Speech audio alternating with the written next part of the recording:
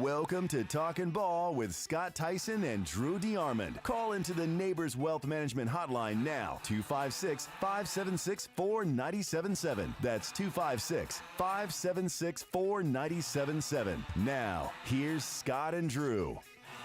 And there we go. We are back and we are ready to go. It is our Thursday edition of Talking Ball, 97.7 ESPN, The Zone. Scott Tyson, Drew DeArmond, and we are hanging out this morning from Bill Penny Toyota, where they can service your vehicle Monday through Friday, 7 a.m. to 7 p.m., and then on Saturday, 7 a.m. to 5 p.m. They can take care of your vehicle. And don't forget, it's not just a rental, it's a Toyota. If you need a Toyota while your vehicle is serviced, rent one today.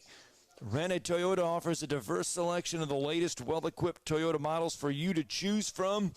Most vehicles are available with the Toyota Safety Sense, and every vehicle comes with 24-hour roadside assistance to you, so you can have a peace of mind as you go on with your journey. Speak to a representative here at Bill Penny Toyota to take care of all of your Toyota needs.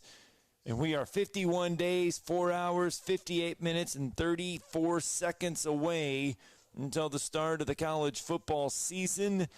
And Drew DeArmond, I don't know if you saw this or not. We were talking about SEC Media Days yesterday, and it has now truly gone to the fans more than anything, as the SEC announced that Midland, it is a country band, Midland. They will host a free concert for the fans on July 18th on Tuesday night. It's going to be part of the SEC Media Days. It's going to be out in the streets. It's going to be on 4th and Broadway. It's the first time that the SEC has incorporated a street party and a live music concert into their event. The event will be free. It's going to be open to the public. It's going to be downtown Nashville. So Nashville incorporating things into the fans. Well, we knew they'd do something. I don't know what us media are going to get. If we're going to get Cole Swindell in a Braves jersey like we did at the Braves game in Cleveland yesterday. Isn't he a country singer? Cole Swindell? Isn't he? I think so. I think you're right. I'm not hip. I'm not up on all the new stuff. But I would have to look at that. He had on a nice jersey that I liked, though. Now the Czar doesn't like them because they're jersey shirts. They don't have, they're not button up.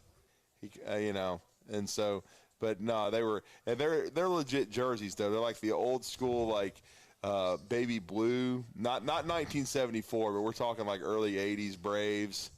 When they were pretty good early in Dale Murphy's career.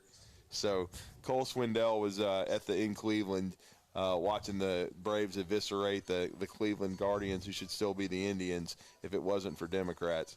When the Braves won 8-1, I know you had that on Zone Center. But yeah, so he was Swindell was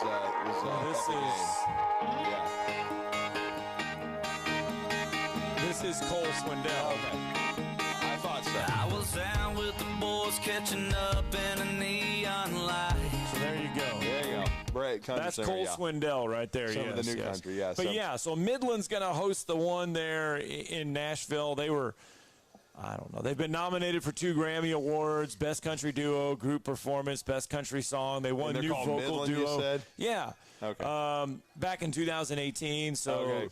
But anyway, yeah. So there you go. You can go around a corner. They'll be everywhere. Right. But the whole thing is SEC Media Days. The whole point of when it was in Hoover. Yeah. It's the exclusivity of having it there because fans really there's only a lobby. There's only just a small lobby.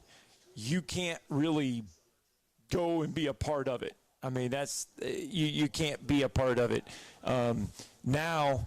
You go to Nashville. Well, Nashville's a great city to visit. It'll be interesting to see, how many fans come out. Yeah, to Nashville just to make the trip for the day or the few days when their teams are out there. We'll see.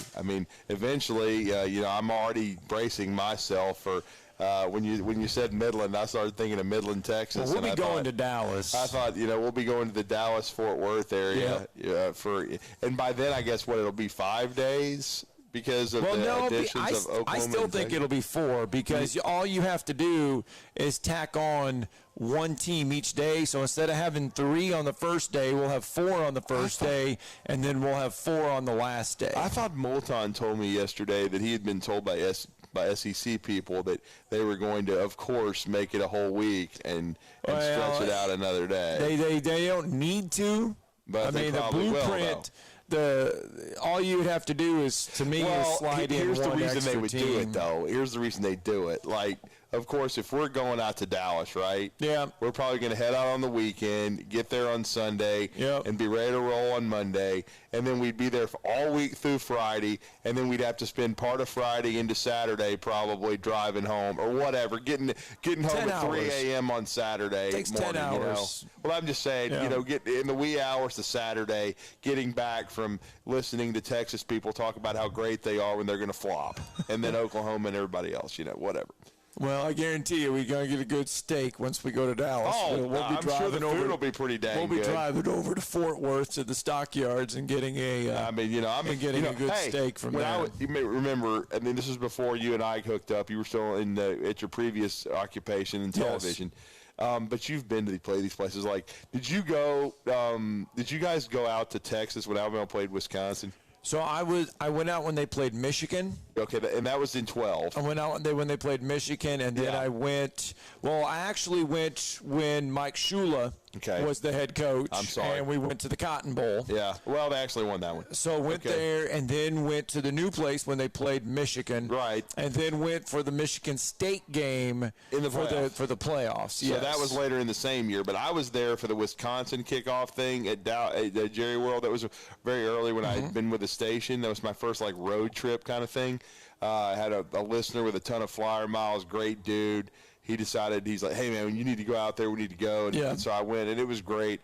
But we ate at the Saltgrass. The food was really good. And trust me, though, that's when I learned how big Texas is. I'm like, hey, we could go watch Allen, Texas play. That's 6 hours that way. Yes. I mean, if you're going somewhere, you're going to drive for hours and hours. And so I was like, okay, we're staying where we're at. And then we almost had a heat stroke because we decided to try to walk a couple places because around Jerry World it's weird. There wasn't a lot of restaurants, and so we're trying to find some place, and it's just, I mean, you had to walk for a few minutes, and it's so hot that you're about to have a heat stroke. And so you finally find a place to dip into and get a drink, and then that's my first Uber. We're Ubering back to the stadium, bro. And it's 3 minutes. It's a 3-minute drive, but a 15 or 20-minute walk.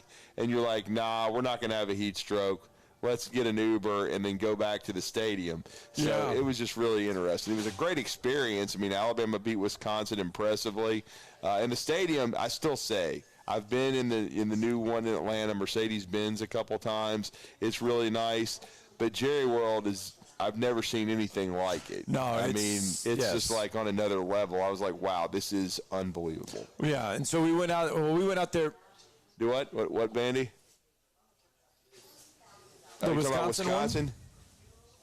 Oh, nice. Yeah, so we went out there. So the Michigan State one was the playoffs, and we were obviously out there a little bit longer for that one. Right. And so we drove over to Fort Worth. Mm-hmm.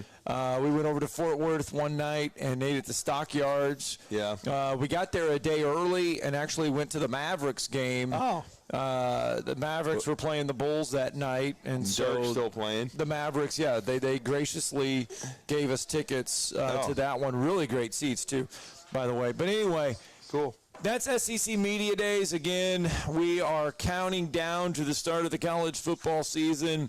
Just in case you are wondering now, we're 51 days, 4 hours, 50 minutes, and 34 seconds away from the start of the college football season. We're giving you that countdown clock until August 26th when we have week 0 college football games. The 256-576-4977, that's the number to the phone lines. You can be a part of the show, be a part of the program. And as we count down to the start of the college football season, we continue to count down to the All-Star break, Major League Baseball All-Star break. Atlanta Braves continuing to do Braves things yesterday on the road. 0-2 pitch in the air to deep center field. Sprinting back Michael Harris. Michael to the wall, a leap into the air, and he's got it. And what a way to punctuate this victory. And the Braves will leave Cleveland 30 games over 500 with more wins than any team in Major League Baseball. Atlanta takes the game, they take the series, and the Braves win this ball game 8-1 and remain perfect in rubber games, now 7-0 this year. For the Guardians in the ninth, 1 run, 1 hit, no errors, hit a man left. Final score, Braves 8, Guardians 1. So there you go. The Atlanta Braves get the win 8-1 over the Guardians yesterday. And just what makes this thing so impressive is the Atlanta Braves now have scored a Major League best 91 runs in the first inning.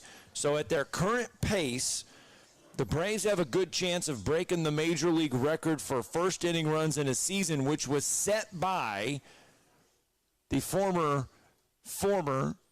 Atlanta Braves, the Boston Red Sox in 1950 with 160 first inning runs. So 160 is the first inning record. The Braves are at 91. Yeah, so they got a chance to make a run at that. They're making a run at the all-time home run record, which is, I believe, over 300 bombs by the 2019 Twins of all teams, right before COVID. So they're leading the major leagues in homers. They had, I believe, 3 more last night with Matt Olson hitting 29. Got 70 RBIs now. You had Sean Murphy hitting yet another, and then Austin Riley. So they continue to play power ball. And the key was they jumped on I almost did it, the Guardians in the first inning up 4-0.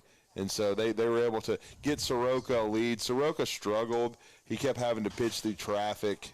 His command was erratic, but he got through 4 2/3 innings, almost 5. It's his first start coming back from injury since 2019, I believe. No, well, it's his second, third, but it's his second straight because he won his first home start since getting the 2 injuries. That was the last one before yesterday. And that was when he went 6 innings. They gave him a lot of run support in that one as well. He had 1 bad inning where he gave up 3 runs, but then he had 5 shutout innings. And then before that, he got called up briefly on the road, struggled a little bit. But, he didn't give up any runs yesterday, but he had to pitch through traffic, and by the 5th inning, he was already near 100 pitches. And so, and they decided to pull him. And then, they were able to get some really good relief work, by Monken and those guys, and got him he got them through the 8th inning. And then they were able to use Heller for 1 and rest a lot of folks and line up their pitching, because I know the Rays right now are struggling, and Philly kind of took it to them. But it's still the 2 best teams in baseball, and the Braves get a day off before spending the weekend in Tampa, the last 3 games before the All-Star break. Yeah, they won't be home. The Braves won't be home for a while. Right. They finished up this series against the Guardians. They'll go down and take on the Tampa Bay Rays for 3. Then they got the All-Star game in there. So it'll be a little while for the Atlanta Braves before they return home. But when they do, and when they start again, and then when they start the series against Tampa, 23, that's the number right now. The Braves have hit 23 home runs in 23 straight games with a home run. There's what I wanted to say. That's the longest streak in the majors right now. 23 straight games with at least 1 home run. Yeah, that's what we're saying. I mean, their lineup has just been crushing it. Yeah. No doubt about it, and they're getting the power from 1 through 9, because yesterday, or 2 days ago, pardon me, when the Braves were able to win Game 1 in Cleveland, Money Mike from the 9 hole hit 2. And so they've been getting it from everywhere. Archie has given them good pop from the shortstop spot. He almost hit another one last night in the bottom of the 8th. So, the top of the 8th, pardon me. But the Braves are they're getting production from up and down the lineup. I hope we get a chance to talk to Bill Shank soon with the All-Star break coming up, and then soon after the trade deadline. We all know that. Again, my only small concern with the Braves, because, again, I think they're going to get Max Fried back. Hopefully he's going to be able to acclimate himself quickly. We'll see about Kyle Wright. but they've had a lot of pitching as far as starting rotation step up, and the rest of the guys seem healthy, is the back end of the bullpen. We'll see. I'm not completely sold on Iglesias. Could the Braves make a move? And, one of the things I've said is maybe, I know Vaughn Grissom's down in the minor leagues trying to get better, but, he's still considered an outstanding prospect. But if you believe Arcia can give you a few years at the position since you've signed him, you've got Ozzie under contract. Do you think about moving Vaughn and maybe a pitching prospect for somebody like Josh Hader, who's the left-handed closer for the Padres, because the Padres may not be, buyers at the deadline. They may not completely sell off, but, again, Hader is a guy that's a veteran closer who's been in the postseason before with Milwaukee. You're familiar with him. So that would be, and he's been a multi-time All-Star. That would be interesting if the Braves were maybe interested in upgrading the bullpen and lengthening it and totally going for it without having to give up core guys that they've got in their lineup. All right, we've got to get a break in. When we come back, continue to talk some Major League Baseball. Also talk some college football. Which conference has the best quarterbacks in the country? We'll let you decide, but we will let you know who others think is the best. All that and more live from Bill Penny. You're listening to Talkin' Ball on 97.7 ESPN, The Zone. Those two no-injury accidents from earlier are only working accidents this morning. 7300 block of old railroad bed that's north of Ready section, and Old Madison Pike and Governor's West. Both of them should be wrapping up pretty quick. Fly Breeze nonstop to Orlando, Las Vegas, or Tampa starting at $49. What are you waiting for? You could get to the fun faster, and you could book at flybreeze.com. Captain Nick in the 72 and Jeff Popeye Skywatch Traffic Center. Ann Adams with Berkshire Hathaway Rise Real Estate is the one name to know if you're buying or selling real estate. With years of local experience, Ann Adams offers buyers in-depth knowledge of the local housing market and will narrow available properties down to those you'll be interested in so you can save time when shopping for your new home. If you're ready to sell, Ann offers a seamless process using accurate pricing and expert negotiation skills to make sure you get a fair price for your home. Call Ann Adams today at 256-337-2625 or log on bhhsriserealestate.com. If you're hiring, it can feel like trying to find a needle in a haystack. You can hope the right person comes along, or you can just use ZipRecruiter. Like Marco, president of operations at Telly Tires and Auto Centers. ZipRecruiter helps me find all the right people, even the most difficult jobs to fill. See why 4 out of 5 employers who post a job on ZipRecruiter get a quality candidate within the first day. Now try ZipRecruiter free at ZipRecruiter.com/free. ZipRecruiter.com/FREE. You've got to experience Toyotathon at Bill Penny Toyota. They've got the selection with over 700 new Toyotas to choose from. And they've got the extras with Bill Penny perks and a 10-year unlimited warranty. So get on over to Bill Penny Toyota today and experience Toyotathon. Bill Penny Toyota in Huntsville and online at BillPennyToyota.com. Bill Penny's Toyota 10-year unlimited warranty is valid through the 10th year of ownership. Valid on new vehicles only. See dealer for details. What's holding you back from learning the language you've always wanted to know? Too hard. Takes too long. Not with Babbel. Babbel's lessons take just 15 minutes a day. 15 minutes isn't long. Nope. And they're fun. So you don't realize you're learning a language, but you are. In 3 weeks, you're able to start having conversations. And Babbel's lessons are built around real life. And with Babbel, it isn't hard. It's perfect. Now try Babbel free. Just go to Babbel.com. That's BABBEL.com.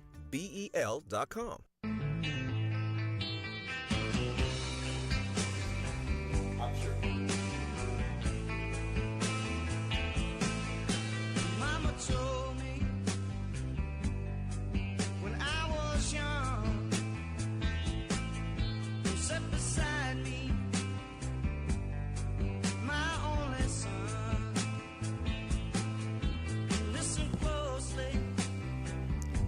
All right, welcome back. Talking Ball 97.7 ESPN, The Zone. Scott Tyson, Drew DeArmond with you.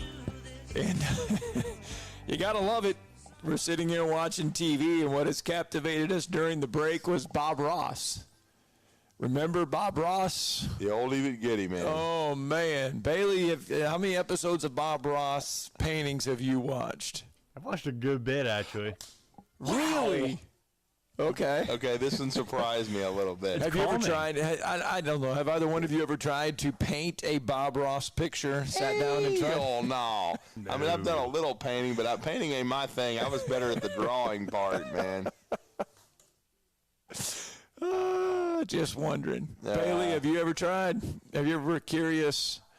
I've tried.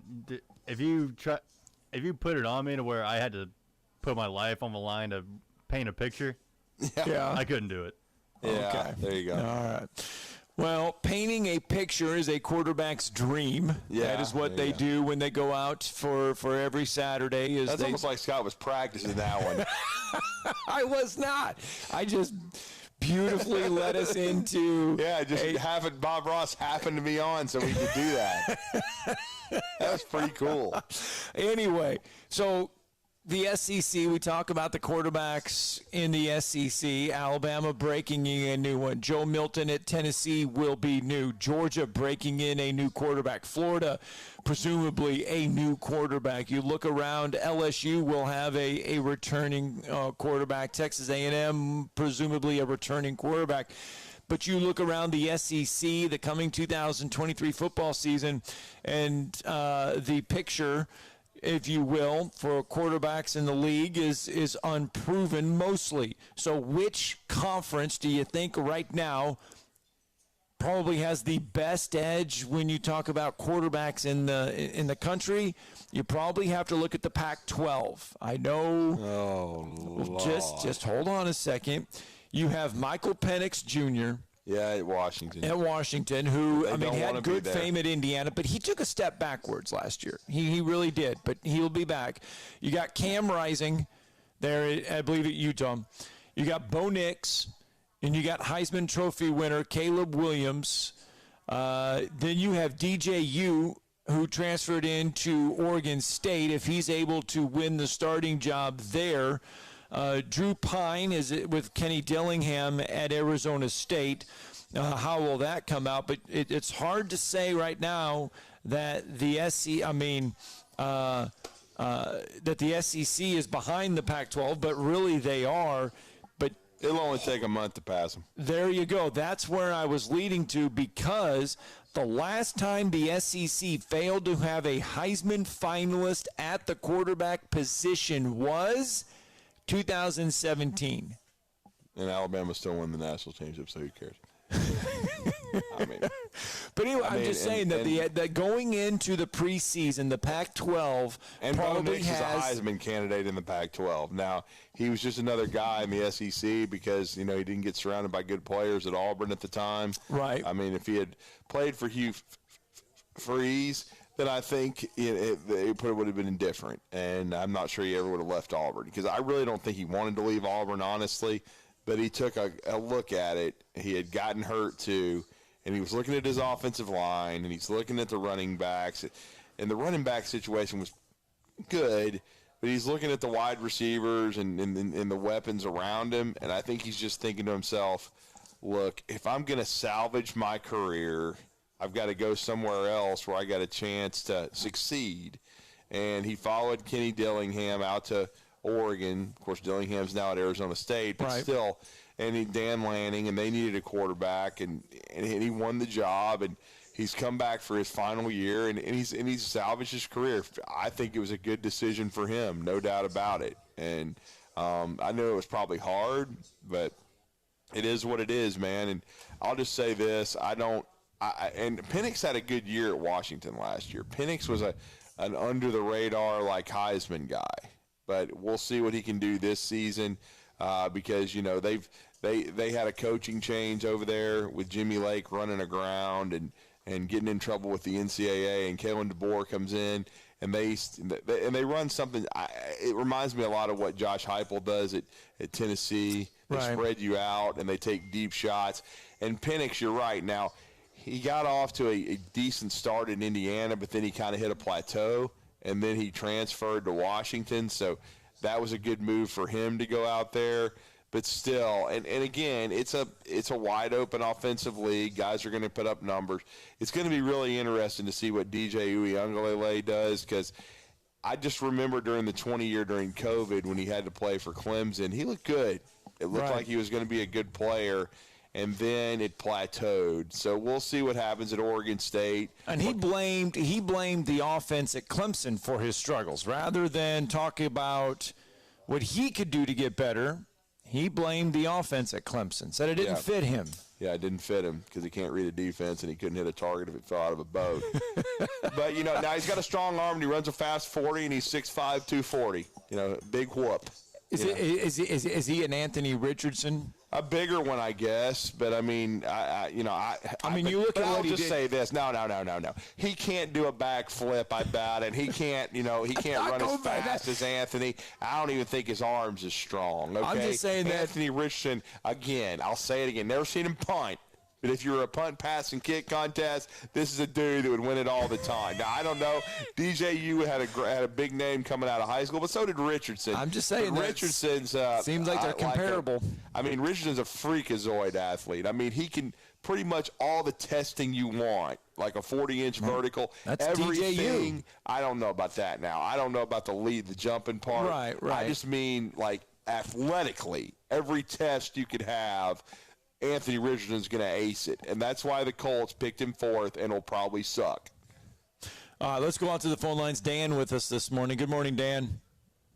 Yeah, did you guys say that Michael Penix took a step back? I don't think anybody watches any West Coast football. No. I just corrected it. I said he had a heck of a year. He was under the radar Heisman guy, man. He had a great year last year.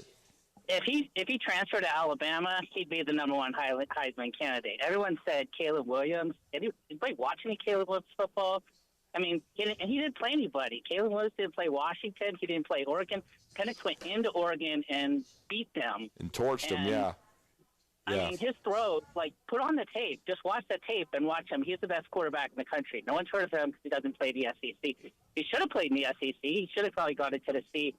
Didn't he? He was committed to Tennessee, right? But and he flipped, right? Yeah. Right. So last year he threw for over 4,600 yards. He was 31 touchdowns. Of the year, man. He was unreal. And 8 interceptions for Washington. I actually did watch him. I did watch some late night. I do stay up. I'm a night owl. I watched him in the Pac-12, and he was throwing vertical. I mean, he was like a perfect fit for their offense. It was under the radar, because he struggled at the end in Indiana, so nobody really. The 2021 season where he struggled. He was off the charts last year, and he may be the best quarterback in the Pac-12. I tend to agree with you. I know they gave Caleb Heisman, the trophy and everything like that, but I tend to agree with you. I think Caleb Williams is good, but I don't know about him. Like, Bo Nix was probably almost as good as Caleb Williams. Yeah. Caleb Williams didn't play any defenses. Nobody got to watch him play. When he did play a decent defense against Utah, he didn't do that good. Right. I mean, agreed. There you go. You have late to watch the game, but no one did. None of the Heisman voters did, at least, I guess. Well, Dan, he's doomed. I know you've heard me say this on the show. I hope if you've been listening, but because we appreciate it. But Dan, I've already said Caleb Williams is doomed because Colin Cowherd said he was the greatest quarterback prospect ever. No, he's another Johnny Manziel. I've seen that before. I mean, I look, man, they've already given him 2 back-to-back Heismans, which pisses me off. He'll play some real defenses this year. If he can do it against some real defenses, then I'll believe it. But when I watch Penix, I mean, the tape doesn't lie. He looks like one of the best quarterbacks I've seen in a long time as far as being able to – but it's about the offense, too. Like you said, I watched Tennessee coming here, and Tennessee and Kalen DeBoer, they have the same kind of offense. It's similar. It's like watching the same that's team. what I was saying. Yeah, there you go. But right. It'll be interesting. It really will. Because remember, Alabama showed some interest in the OC at Washington and even interviewed him. They thought he might be coming in, and I was excited about it because I'd seen their system and the way they got the ball to the receivers, because they had receivers transfer over there too that were really productive for Washington. So DeBoer has done really good. He's Mike Leach, that OC. And Ryan Grubbs is going to be one of the best up-and-coming head coaches. He'll probably get an SEC job probably within the next 3 to 5 years. We'll see what happens. But he'll stay there for a year or two. But then they got a receivers coach, too, who's going to just take over and and he was Right. at Purdue, I guess. Yeah. Mm-hmm. So. Good stuff, Yeah, man. thanks for the phone call. So Washington, by the way, this year, Michael Penix. They were like 11-2 last year. If you want games to put you on the Heisman map, because that's what the Pac-12. I mean, you're going to need Boise State. They have Tulsa. They have Michigan State. They travel to East Lansing and take on Michigan State. Okay. Well, that's a big game. I mean, they're only paying Mel Tucker $9.5 million. That's what I was going to say. Mel Tucker needs that one. Okay. California, they go to Arizona. They host Oregon. Yeah. Does Washington. Yeah. They host Arizona State. They go to Stanford. They go to USC. Let's go Huskies. And then they have Utah, Oregon State, and Washington State. That's the schedule for Washington. Yeah. So there's plenty of games there for Michael Penix to. I mean, Kalen DeBoer, man. Let's beat Lincoln Sharman. All right. Let's get a break in. Because Cal Turd said they're going to go to the playoff. You know what I'm saying? And they're loaded. Got to get a break in. We'll continue this discussion when we return. 256-576-4977. You're listening to Talkin' Ball on 97.7 ESPN The Zone. From the Fox 54 Weather Center, I'm Chief Meteorologist Jordan Dressman. A partly sunny sky this afternoon. A couple of isolated, widely scattered showers and thunderstorms are certainly going to be possible. Otherwise, temperatures climb seasonal for this time of year into the upper 80s and lower 90s. Dropping into the low and mid 70s as we head into the overnight, early into your Friday morning. Friday afternoon looks to bring about a better opportunity for some scattered showers and thunderstorms, but that activity is still not going to be a complete wash. Once again, temperatures climbing into the upper 80s and lower 90s. I'm Chief Meteorologist Jordan Dressman on your home for ESPN Radio 97.7 ESPN The Zone. And a couple of wrecks earlier, 7300 block of old railroad bed, that's north of Ready section, and Old Madison Pike and Governor's West. Both of those should be about ready to clear, maybe gone already. D&L Refrigeration repairs heating and air conditioning units for homes and businesses. D&L 256-652-1207. State license 08091. Captain Nick in the North Parkway Popeyes Skywatch Traffic Center. Tom Luganbill here for my friends at Woody Anderson Ford. Bobby White and his team take great pride in their service department, and you can see it the moment you walk into those beautiful new service lanes. And just like a championship team, they all work together to make sure your experience is second to none, whether you drive a Ford or not. Also, check out the gold certified pre-owned inventory at Woody Anderson Ford for great deals every day. Stop by and see them at Jordan and Sparkman or at Woody Anderson of Madison on Hughes Road, or visit WoodyAndersonFord.com. The Huntsville Sports Commission is responsible for bringing high-level sports entertainment to the Rocket City. In 2023, enjoy events like the CCSA Beach Volleyball Championships, Hometown Lenders Championship, UCI Paracycling Road World Cup, and so much more. To learn more about upcoming events and the Huntsville Sports Commission, visit HuntsvilleSports.com. The Huntsville Sports Commission. We do sports. I'm attorney Gary Lackey. If you've been injured and need a lawyer right now, and pick up the phone to call, you know, one you've seen on a billboard or on TV begging for your business, do you know who you really get? I'm attorney Jennifer Lackey. You want to talk to your lawyer. You don't want to reach a call center, not in some office 100 miles away. With the Lackey Law Firm, that never happens. My clients talk to me. And me. I'm attorney Justin Lackey. We're the ones that you talk to. We're the ones that you meet with. And we're the ones who handle your personal injury case. You want to talk to me? You just call me. And we'll take care of it. You worry about getting well.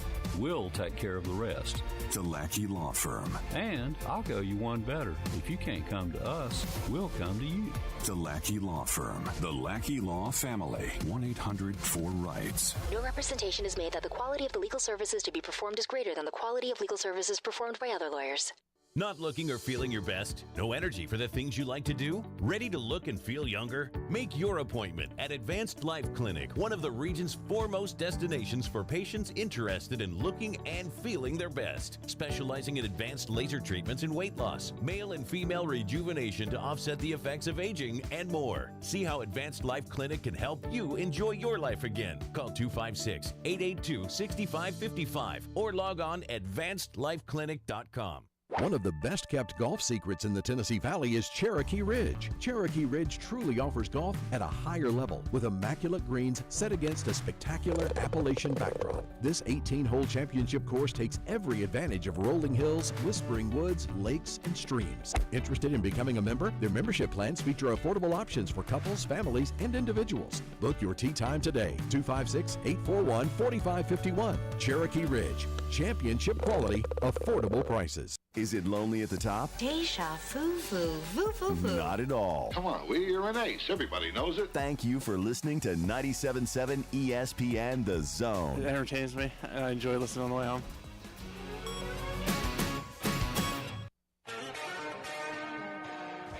Hi, welcome back. Talking Ball, 97.7 ESPN The Zone. Scott Tyson, Drew DeArmond. And welcome back into the show. And before the break, we were talking about quarterbacks in the Pac-12. Yeah, Dan with a good call there. I mean, it was good. We don't talk a lot of Pac-12, but, he made some good points. Well, it just kind of works its way in because the SEC has really dominated the quarterback race when it comes to the top 10 and the Heisman. So since 2019 and 22, 19 season, the 20 season, the 21, and the 22 season, so that's 4 seasons, the SEC has had 9 quarterbacks finish within the top 10 of the Heisman quarterback race. Yeah. Okay? The ACC has had 5. The Big Ten has had 4. The Big 12 and the Pac-12 have had 2. Now, what makes the SEC powerful is that the Big Ten has had 4, but it's been Ohio State with the 4 quarterbacks. So it's only Ohio State that has had the quarterbacks finish inside the top 10. So it's not even multiple schools within the Big Ten. The SEC has had Ole Miss, Georgia, Florida, Alabama, LSU, and Tennessee. Well, and that's why, Big Ten-wise, when you're talking about Ohio State, that's why Ryan Day got the head coaching job. He's considered some offensive guru and quarterback guru. Now, the rest of it, garbage. I don't want to say garbage. No. They're just mediocre and average. Like, you look at his record, it's kind of like looking at Dirt Neck. You look at his overall record, and it's really good. Right. Okay? And if he had, and Josh Pate made a great point on one of his late kick cuts in the last several days. He talked about Jimbo when he was talking about Jimbo, like how a lot of people don't like him. Shocker, I don't. Like, and then he's talking about some people just say, well, if he hadn't gotten, Jameis, he wouldn't have won the national championship, and that made him. But it happened. And he's like, and he talked about Ryan Day saying, look, if you're talking about Ryan Day, like, what if Ohio State last year had made the kick at the end of regulation and beat Georgia? Right. He's like, because you know what would have happened? They would have mud-holed Wofford. TCU. They would have won the national championship. They'd have won the national championship. Yes. And then it totally changes the narrative of Ryan Day, because Ryan Day's been people, railing about him because he hasn't been won able to beat Michigan the last couple of years. He's made the championship game. Remember, Alabama whacked him, but he's made the championship game. Right. But he hadn't won it. But if he wins it, just like Kirby's won a couple now, and it's totally changed the narrative on him, it totally changes the narrative on Ryan Day. Even with Ryan Day losing the last 2 to Michigan. Think about that. Because he still would have lost the last 2, but he would have won a just like national Alabama title. won a national championship, in 2017 after losing to Auburn in the regular season, which totally changed everything. Okay. So it would totally change it for Ryan Day because he'd have a championship. Now, if Ryan Day ever wins one, I don't know that Ohio State will ever fire him because he'll get so much equity from the championship, just like Herb, because Herb just finally had to quit because Herb does that. He runs programs into the ditch to the point where he has to quit.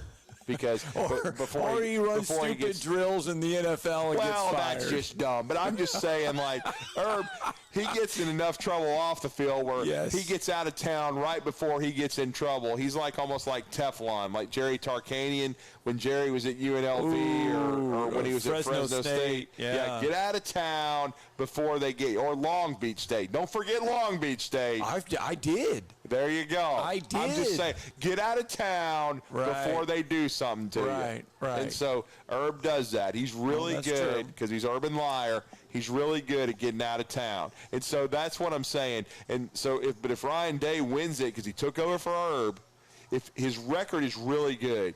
Now, again, he's lost 2 in a row to Michigan, so that's another thing they're irritated about. But if he can win a championship, and vanquish Michigan again, but especially win a title. That will buy him a lot of time, because remember, even though Ohio State, if you win, and they've even shown in the past, like, remember how long John Cooper lasted, right. Even though his record against Michigan was horrible. Right. But he won all the other games. And so they let him stay for, 14, 15 years? Yeah, it was quite a while. Before they zigged him? Yeah. I mean, so, again, and because he recruited well, they were churning out pros. I mean, the Ohio State job is one of the best in college football. I'll say that. It is, because you have a lot of natural talent around in the state of Ohio, and you draw players. They got great support. So, I mean, again, but if Ryan Day wins a national title, his next move, if he ever does that, might be to the NFL, because he and Lincoln Riley are considered gurus, and they, both those cats may end up in the National Football League, and, Lincoln may do that to USC before somebody actually figures out he'll never win a title. I don't know. He'll win enough games, though, to keep the job. Riley or Day, who wins one first? I would say Day, because I think he's trying to fix their defense at least. They've made changes to defensive coordinator. I've at least seen Ohio State be good on defense and churn out pro guys. USC lately, it's just the biggest. Not good. I mean, it was not good before Lincoln got there, and Lincoln's trying to fix it, but I'm not convinced that Lincoln is ever going to figure it out, that he's got to be good on both sides. That's me. We'll see. I mean, I'm just not I think he's a great offensive mind, but I just am not convinced that Lincoln is going to have a total program that you need to win a championship. It's what Dan said earlier. He's talking about how USC, people forget, they didn't play the Oregons, they didn't play the Washingtons, so they didn't have to play as good a schedule. And when they did, like against the Utahs, remember, Scott, in the Pac-12 championship game, and then in the playing Tulane and Willie Fritz in the Cotton Bowl, they didn't show up. So going back to the SEC since the SEC over the past couple seasons has had preseason All-American quarterbacks.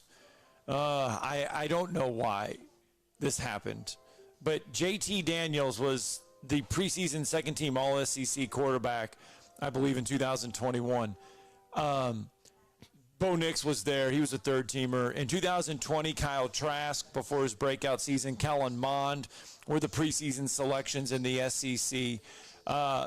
This year, is it Jaden Daniels and KJ Jefferson? Are those the two best quarterbacks right now, preseason-wise, for the SEC? Maybe. I mean, KJ's done some really good things, no doubt about it. And again, I was not, and I don't even think his own head coach was, but Jackson Dart from USC, right? He went to Ole Miss. He was the quarterback for the majority of last year, and I was, I've told you that. And don't forget, we always don't even talk about him, but we just don't know what the new offense is going to look like. If Coach Leach, God Lord rest his soul, because Dan brought him up, if he were still here and with all their experience coming back, Will Rogers would be the runaway for the best quarterback in the league.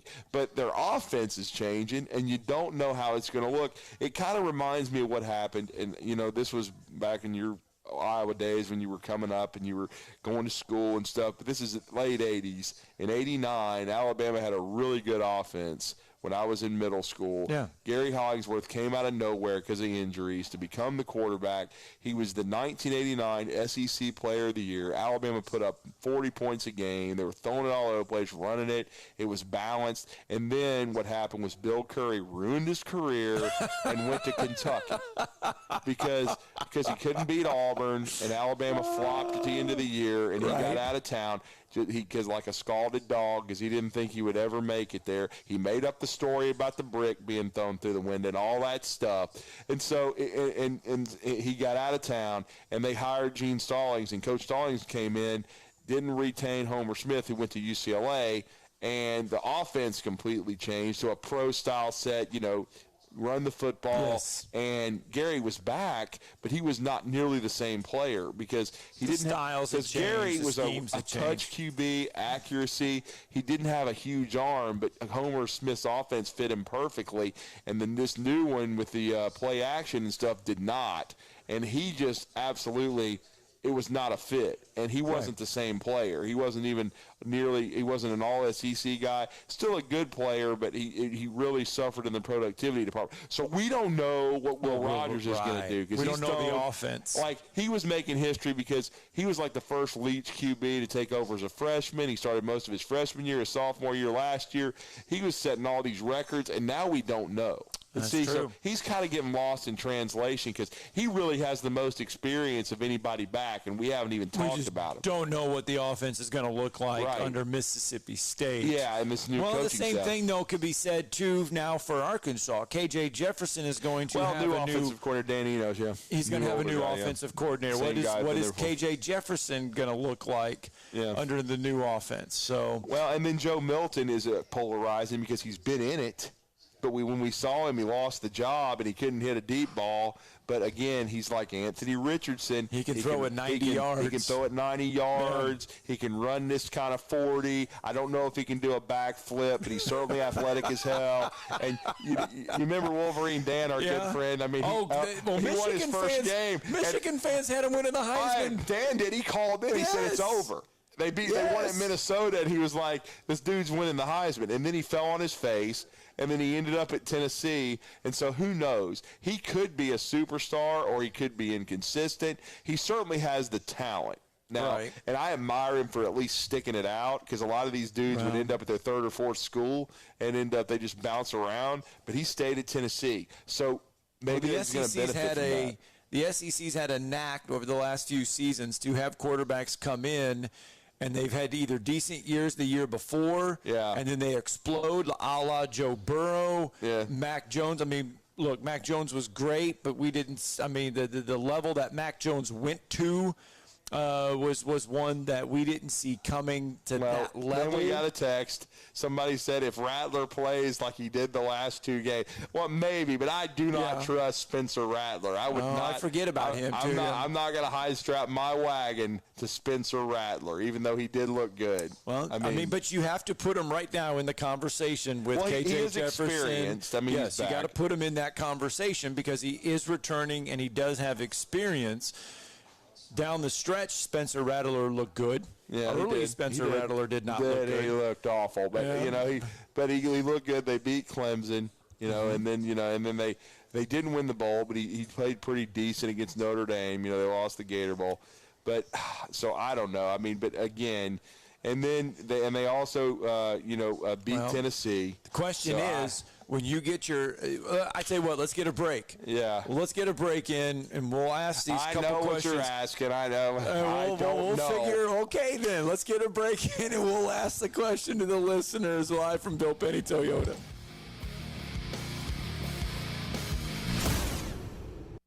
You're listening to Talkin' Ball on 97.7 ESPN, The Zone. They're reporting that wreck at 431 in Old Big Cove is being clear now. Old Madison Pike and Governor's West and Old Railroad Bed north of Ready section both also should be out of the way. Heavy traffic load, you be careful on that ride in. You could lose up to 4 sizes in 4 weeks with the 2030 Fast Track Weight Loss Program. Find out more at 2030huntsville.com. Captain Nick in the 72 and Jeff Popeye's Skywatch Traffic Center. Tom Abraham here from my friend Brian Hamaker and his team at North Alabama Mortgage. Look, buying a home is the biggest purchase you will make in your life, and it can be a bit intimidating, so you want people that can help walk you through the mortgage process and get you the best deal possible. That's what North Alabama Mortgage does, and they do it in Alabama, Tennessee, and Florida, from first-time purchases to refis, conventional, VA, FHA, and USDA loans. They have the solution at North Alabama Mortgage. Visit NorthAlabamaMortgage.com to learn more. That's NorthAlabamaMortgage.com. When you call most roofing companies, all you'll hear is, you need a new roof. Not when you call Fleming. At Fleming Roofing and Restoration, we're focused on your needs, whether it's an easy repair or a full roof replacement. Folks around here have trusted Fleming since 1965 for all their residential and commercial roofing needs. And as the area's storm damage experts, Fleming knows all the ins and outs of the insurance claims process. Log on FlemingHSV.com to schedule your free estimate today. Fleming Roofing and Restoration. We show up. The kitchen is the heart of any home. It's where the family gathers. It's where kids discover old recipes and make them their own. Just starting out or just now getting started on the dream kitchen you've always wanted? I'm Chris Haygood, and from all of us here at Bob Wallace Appliance to the home builders and the homeowners of the Huntsville area, a heartfelt thank you for buying local. We're in Huntsville, Florence, and Coleman, and online at bobwallaceappliance.com. Tired of the same old menu options everywhere you go? Then you need to try Metro Diner in Huntsville and Madison. The award-winning Metro Diner serves up signature dishes like their Charleston shrimp and grits, famous fried chicken and waffles with strawberry butter, and lots more. Their entire menu is available anytime, breakfast, lunch, or dinner. And stop by for brunch on Saturday or Sunday and enjoy the lowest price mimosas in town. Airport Road, Huntsville, and Highway 72 in Madison. In diner or at home, make it Metro Diner.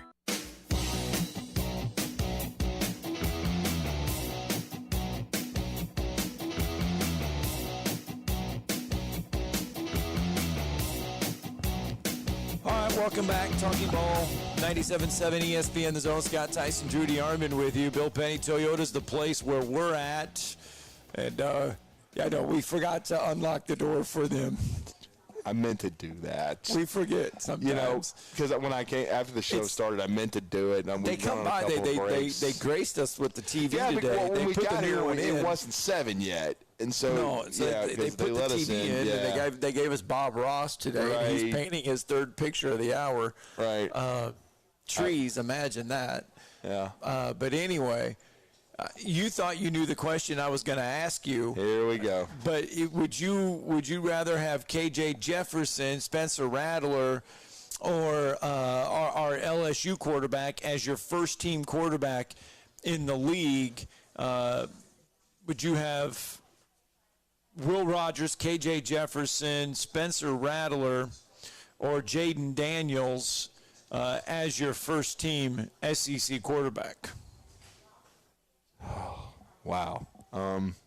That's interesting because I've seen all of them play. Because one of those four is probably going to be put on the first team. When we go to SEC Media Days in 11 days, right. when we get to Nashville and we're handed a ballot, and then we have 3 days to fill it out, or 2 days to fill it out, 2.5 days, one of those four presumably will be the first team preseason quarterback in the SEC.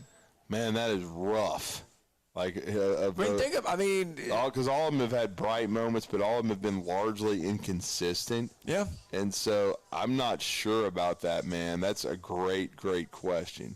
And, of course, it also depends on the offenses that have been built around them. But you made a great point. Okay, KJ Jefferson, new offense. Dan Eno is probably not going to be the same. Right. Will Rogers, we just made that point, not going to be the same. Yep.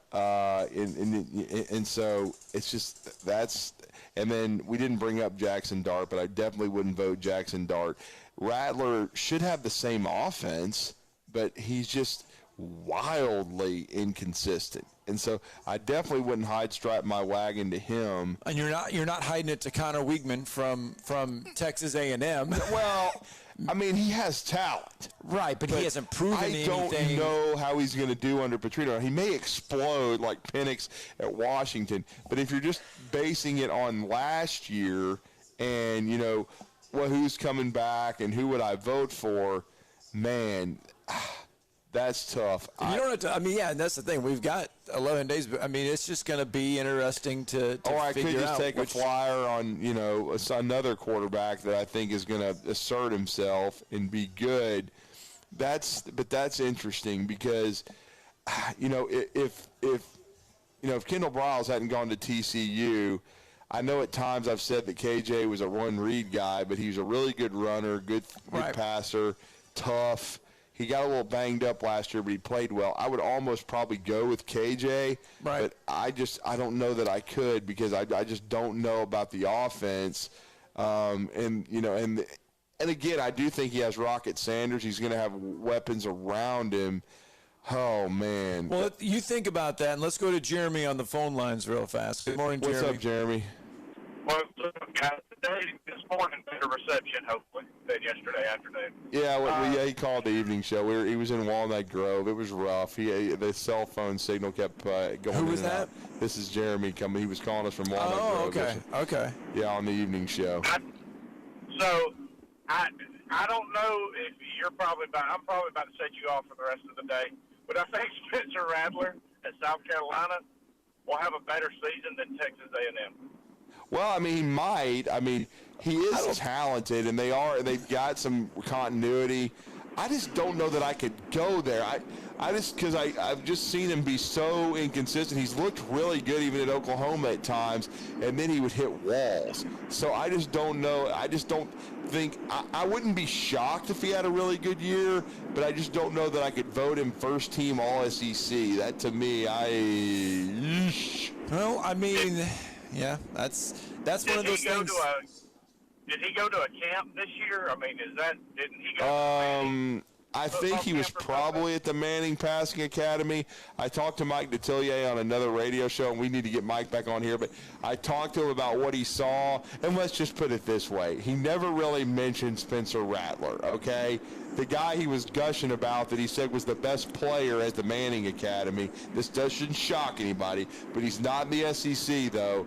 He was rumored to be coming to Alabama, but he didn't, and that's Drake May in North Carolina. He said Drake May was the best quarterback prospect there that he saw. But he talked about Joe Milton now, because Joe threw the ball 70 yards, and they almost hit him in the back of the end zone, but he completed the pass. And he was like, I'm sitting in the back of the end zone, Drew. He's like, I'm 70 miles away, and all of a sudden Cooper Manning says, hey, Mike, incoming, you might want to watch it. And he's like, I'm sitting in the back of the end zone, Drew. He's 70 miles away, or excuse 70 me, 70 yards, excuse me. Not 70 miles. It seems that way. He's like, he's 70 yards away, and I'm thinking, what's going on? And then he said, Joe Milton laid it out and completed it in the corner of the end zone, but right near me, 70 yards away. He's like, that's the kind of arm the kid's got. Oh, yeah. Well, and I think Drake May's going to have an outstanding. I mean, he's early season Heisman hopeful. I mean, so I think that Drake May's going to have an outstanding year, man. He has been. What is he on the mock drafts right now? I mean, is he in the top 5? He's got to be. I mean, if he has another year like he did last year. But I'm telling you, Jeremy, the most underrated guy, and I've said this on some other shows, to watch for the Heisman. I said this on the drive last week, and we were talking to Trevor Maddich, is I said, watch Riley Leonard of Duke. He threw for over 3,500 yards or whatnot last year, rushed for 500, and he's from Fairhope, Alabama. He was a under-the-radar prospect that blossomed and was a great football, basketball player, great athlete at Fairhope, and he redshirted at Duke. Last year was his first year starting, and he put up great numbers. He didn't go in the portal. Mike Elko got them to a bowl. They had a really good first year for him at Duke. I just think Riley Leonard is a guy to watch, too.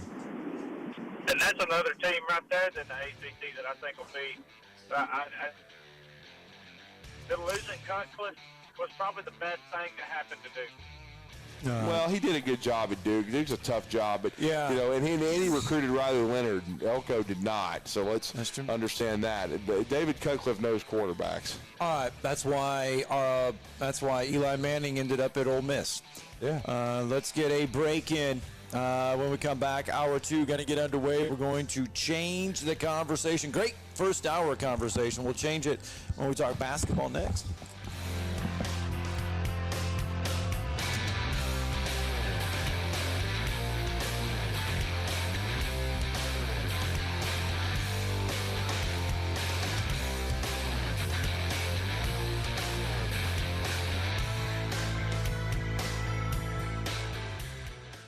This is Brent Musburger's VSiN Action Update on 97.7 ESPN The Zone. Check out VSiN's catalog of original podcasts, daily and weekly programming to keep you in the know when you're on the go. Only at VSIN.com. Now, here are the latest lines from my guys in the desert. Baseball today, Reds at Nationals. Brandon Williamson faces Mackenzie Gore. Cincinnati plus 105, Washington minus 115. Plus 140 Oakland at minus 140 Detroit. Hogan Harris faces Michael Lorenzen. Both Chicago and Milwaukee minus 105 today in Milwaukee. Freddie Peralta starts for the Brewers. Marcus Stroman for the Cubs. Plus 120 St. Louis at minus 130 Miami. Jack Flaherty battles Erie Perez. Plus 185 Kansas City at minus 210 Cleveland. Jordan Lyles faces Tanner Bibby. The Mets plus 120 at Arizona. The Diamondbacks minus 130. Carlos Carrasco against Ryan Nelson. The plus 108 Yankees host the minus 118 Orioles.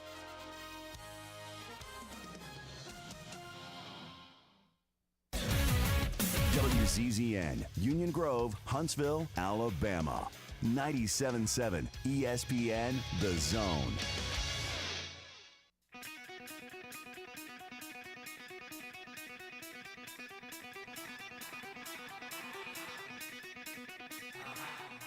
Welcome to Talkin' Ball with Scott Tyson and Drew DeArmond. Call into the Neighbors Wealth Management Hotline now, 256-576-4977. That's 256-576-4977. Now, here's Scott and Drew.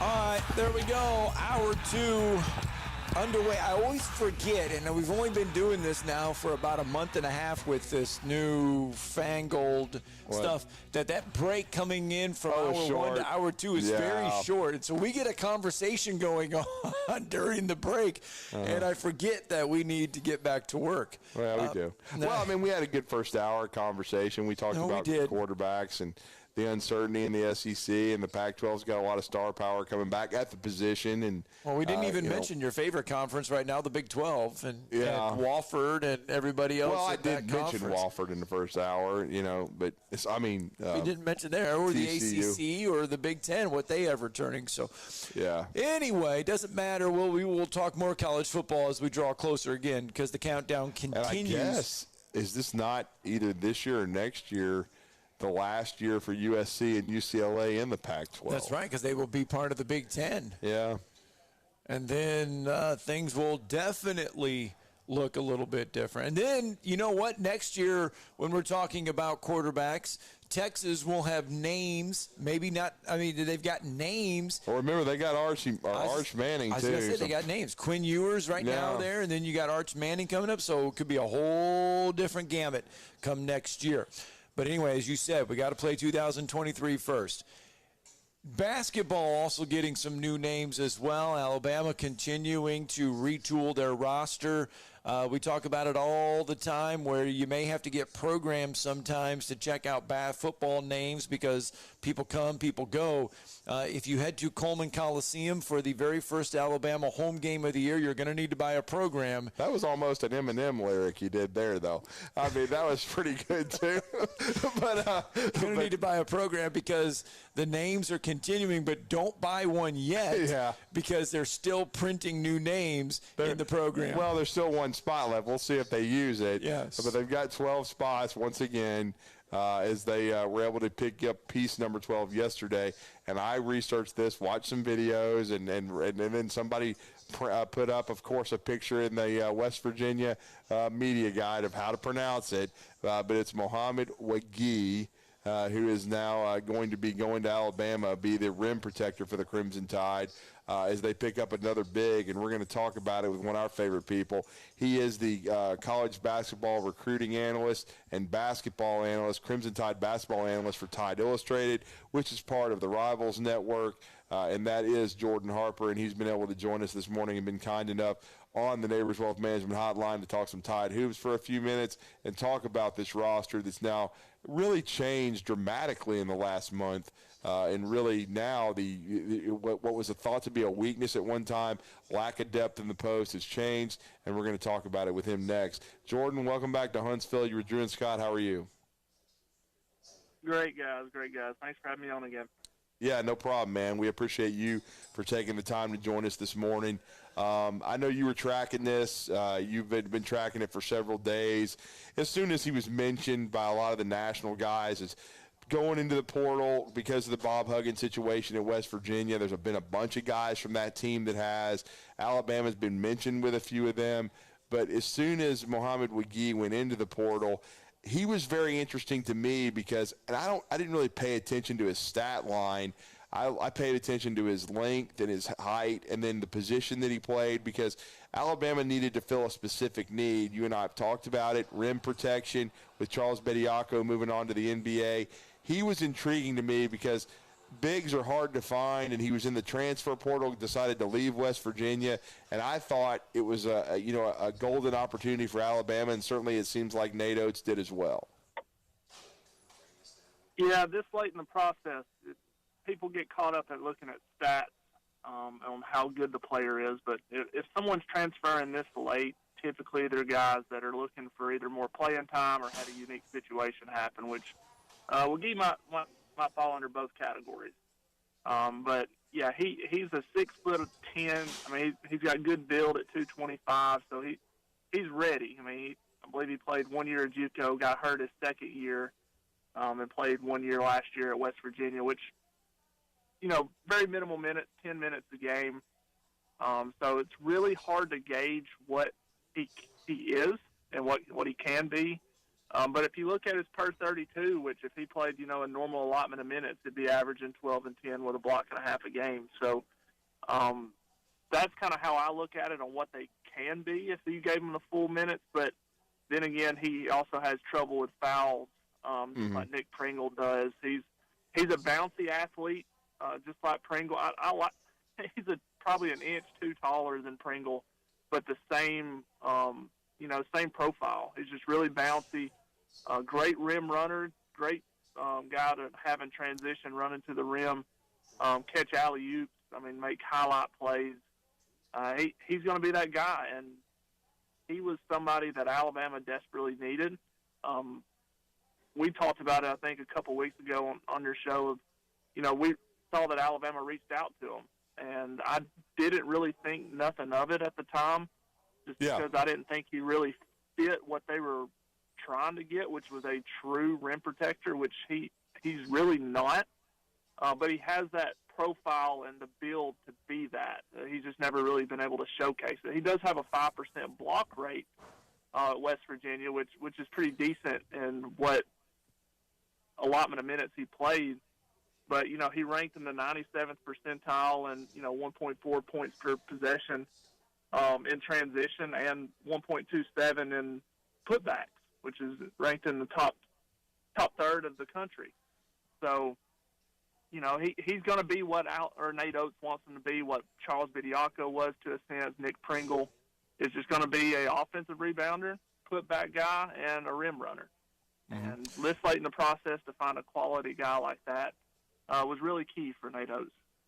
Well, and the thing, too, is he did play for Bob Huggins. Yeah. And Bob Huggins is, he likes a physical style of brand of basketball. And so he comes in and, while his minutes are, you look at it, it's not all about the stats, as you said. It's about some of the extra stuff. He's coming in, though, with a work ethic of being a little bit physical, which is what Alabama needs around that rim. Yeah, you watch highlights of it. He's a little too physical sometimes. He gets, and that's fine. You can work with that. You can't really work with somebody that's softer. But I watched a lot that he turned the ball. A lot of his turnovers were moving screens. If you go back and watch some of this film, that and he's blocking out too hard, which you'll take every day of the week. But he's going to be a guy that Nate Oates is going to be able to develop. I said a couple weeks ago on the show that he's more of a project player, but he's going to step into a role where he's going to be playing about 14 to 17 minutes a game.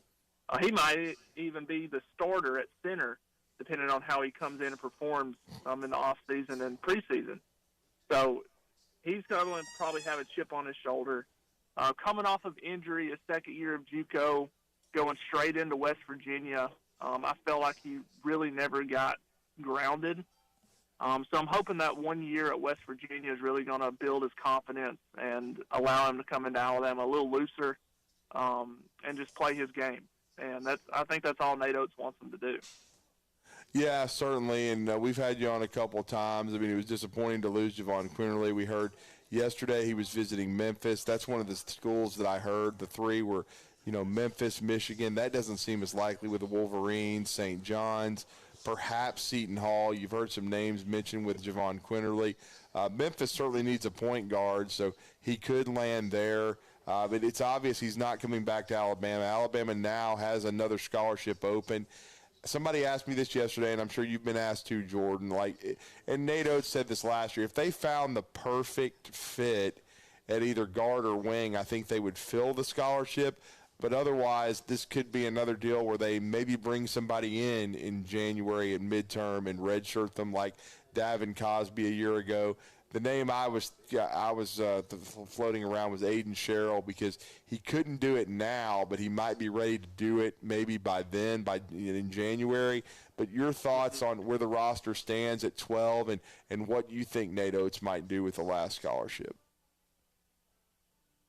Yeah, I think they leave it open ultimately, and that could be for a reclass midseason, where you might see somebody transfer, in the next 2 to 3 weeks. I think they like the roster versatility of leaving it open. They've done it the past year or so, and you never know what comes up, and you don't want to be caught with your pants down a little bit. Say, take someone that is not going to play just to fill a spot. Can be very irresponsible roster management-wise these days. So I feel like they'll leave it open. If somebody comes available, with the late or the foreign tours and everything and all the exhibitions, you never know what somebody's going to be feeling like. You might get a big name come open later on that's not happy with playing time and wants to transfer. Now, whether they're going to be able to play right away, who knows, but you'll have that spot open for that person, or an Aiden Sherrill, like you said, that might end up reclassifying in December if he can get his grades right. But ultimately, I think they'll end up leaving it open. They could use another guard, but I think they have enough ball handlers to where they feel okay about it. If they can just get Rylan Griffin to be a better one, they'll have 3-4 guards that can handle the ball at any time. Mm-hmm. And then it's going to be interesting, because I kind of wish Alabama had another foreign tour this summer so they could take a look at all these guys. They don't. Like this year it's Kentucky. They're going to Canada, to Toronto. I watched Calipari's press conference about their new group. He's been adding pieces late, including one from West Virginia that we know, Trey Mitchell, that is now going to be on the team. So that's going to be interesting. Because he along with their number one recruiting class, they've added pieces to it. It's now up to 7. But it's going to be interesting too. They got Antonio Reeves back, but Calipari is the one that broached that. He said to watch it in August. He thinks as many as 10 graduate transfers could hit the market. Mm-hmm. Yeah, because you're going to start seeing depth charts start being developed and like rotations. Right. And if somebody's not happy, in this day and age, especially if you're a grad transfer, you're going to be able to, to transfer right away. And there could be some key ones out there. Any grad transfer that's eligible right away, you can get in, say early August to get your, start gelling a couple months before the season.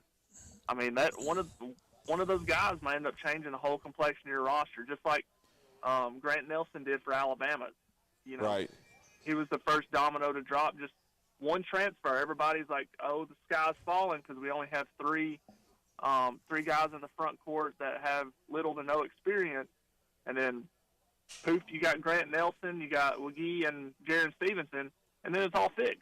Nate Oates did a great job fixing the front court in a month and a half with pretty much his hands tied of not having many options out there.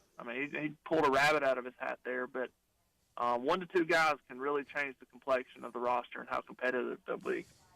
Is this something we just all have to brace for college basketball? Because it's going to be like this pretty much every offseason now going forward for not just Alabama, but for every college basketball team? Yeah, especially for grad transfers, which I get it. Grad transfers should be able to transfer, and play right away. Them supposedly knocking down the transfer portal from 90 days to 60 days, I believe, or 60 to 30, I can't remember. You're going to end up having to only leave it open for 30 to 45 days, or you're just going to keep having this happen all the way up until August when you're able to enroll into the fall. If you can change either the duration of time that the transfer portal is open, or just get rid of the one-time transfer rule, that will fix a lot of it. But unfortunately, Scott, I think you're just going to have to brace for it, and coaches are blindsided every year, seems like. Nate Oates took the brunt of it this year. So, I mean, it is just something that everybody has to deal with. Yeah, it really is. And then speaking of this, though, you just mentioned earlier in the conversation, Nate Oates has done a great job. But not to mention rebuilding his roster with 8 new guys. Only 3 of them that saw the court that are returning. They have 4 guys back, but, Davin Cosby redshirted, never saw any action. But he had to rebuild his entire coaching staff. We've talked about Austin Clonch. We've talked about Ryan Pannone. But now Preston Murphy, official, I think he did a lot of work behind the scenes with McGee, helping out with that. I know Latrell Wrightsell. But your thoughts on the addition of Preston Murphy? Yeah, I really like Preston Murphy, and I thought he got the wrong end of the stick at Creighton with that FBI stuff. I thought he got hit harder than some of the guys that did a lot worse things. Like Sean Miller, Will Wade, they're still coaching, and here Preston Murphy is having to serve out a show cause, and nobody wants to hire him because of it. And I feel like that's a reason why they hired him as a special assistant. Only going to be able to do on-campus recruiting and coaching. But, once you get him on campus, he has the relationships in the AAU circuit. He's from the Northeast area, so like the Rhode Island, New Jersey, New York, where a lot of the high-profile high school recruits are. And he has the connections in the AAU circuit to where he's going to pull a lot of good talent to Alabama. And yeah, you're right.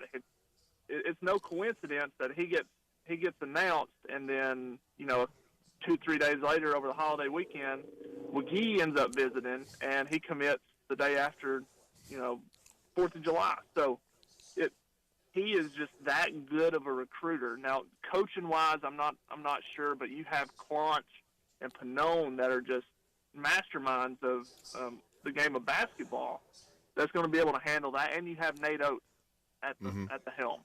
So you don't need him to be a Charlie Henry or someone that's just X's and O's all the time. He's going to bring the talent, and that's really what Nate Oates brought him to Alabama for. And I have no doubt that Preston is going to bring some high-profile recruits to Alabama. No question about that. And then finally, I'm going to put you on the spot a little bit. People have already asked me, and it's way early. They've just started working out, really. They just got Wiggy. But in your mind, if we were playing a game tomorrow or in a week, who would be your starting 5 for this Alabama team as the roster is constituted right now? Yeah, I've been asked that several times too. Sears will be the starter at the point. They promised him going into the season he's going to be the starter at the point. Aaron Estrada will be the starter at the 2. At the 3, you'll have Rylan Griffin, which adds a lot of versatility because he can play point. I feel like sometimes too, or at least handle the ball and let Mark play off ball some. So you got Mark, Aaron, and Rylan 1 through 3. I think starting out, if we had a game tomorrow, you'll see Grant Nelson at the 4 and Nick Pringle at the 5. Yeah, that's where I was thinking. That depth is incredible, having Jared Stevenson as the backup 4, Wiggy as the backup 5, Reitzel that can play 1 through 3 or 1 through 2 really as the backup point or the backup shooting guard. I don't know Muhammad Diabate's injury. Like if he's back healthy, he could back up the 4, play a little 3. Sam Walters, if he'll get some weight put on. I mean, the depth that you can just throw guys in early on will be great to get some guys experience. But I think that would end up being your starting five if we had a game tomorrow. Well, great stuff from Jordan Harper, Tide Illustrated. Hey, man, we always appreciate the knowledge and coming on and talking some Bama hoops. We really appreciate it this morning here while we're at Bill Penny Toyota. Let everybody know how to connect with you and your work.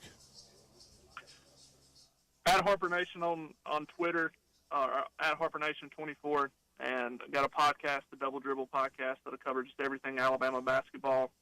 And I'm on Tide Illustrated of the Rivals Network, head basketball analyst there. Hop over there to get a subscription. Listen to Tony Sakalas and guys. Start covering football, and I'm always covering basketball 24/7, 365. So great work over there.